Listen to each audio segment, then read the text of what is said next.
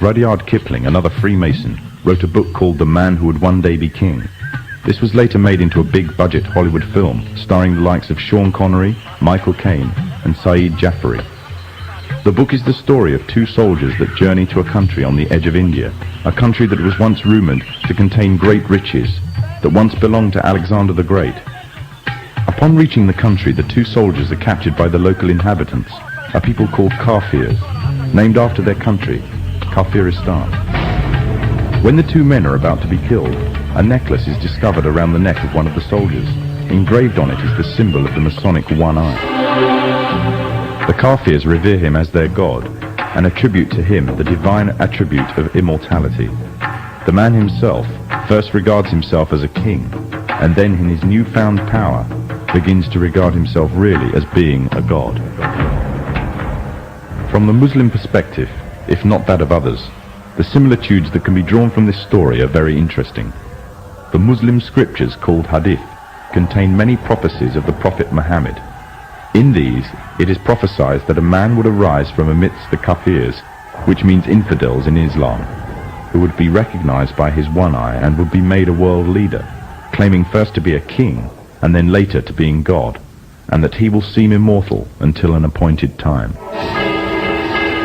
In another film, the concept of global leader and global government is also strongly propagated. In 1996, the film Independence Day broke all box office records, becoming the 7th highest-ranking film of all time. It entranced audiences around the world with a fictional story of an alien invasion on Earth.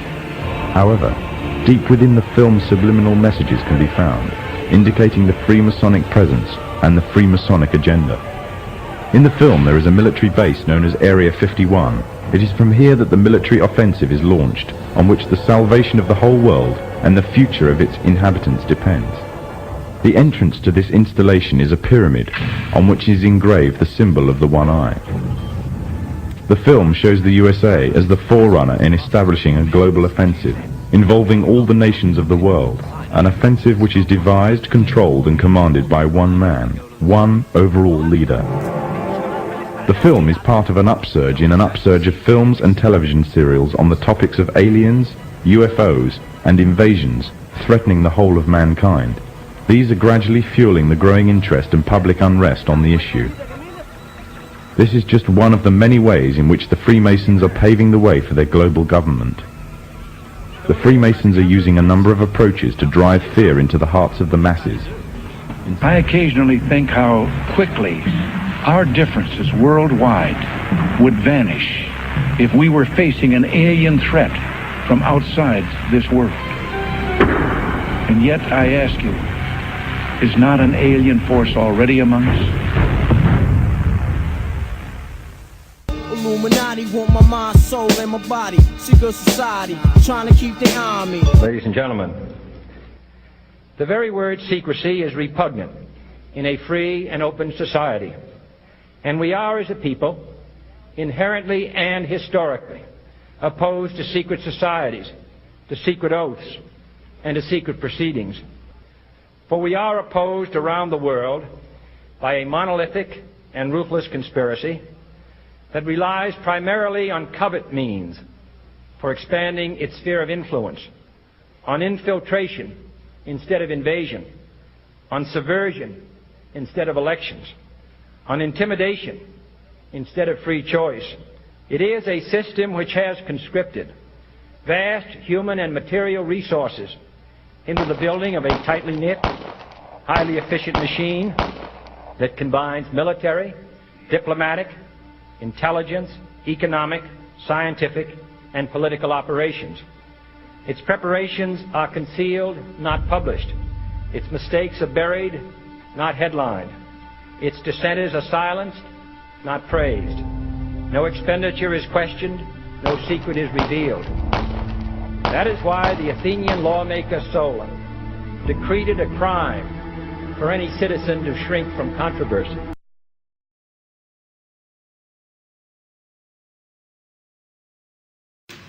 The shift in the balance of power will mean a new world order, and we, the Marine Corps, will play a central role in its military affairs.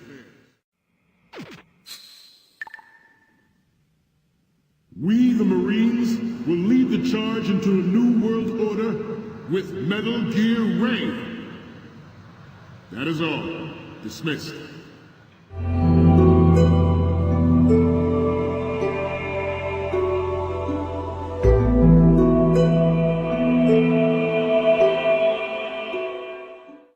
And who are we? Who are we really? We are the invisible hand. We are the Illuminati. We come before and after.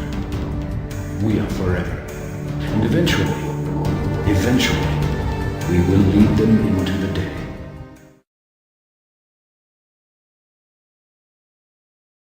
Do you see now why the Templars are a threat? So long as even one survives, so too does their desire to create a new world order.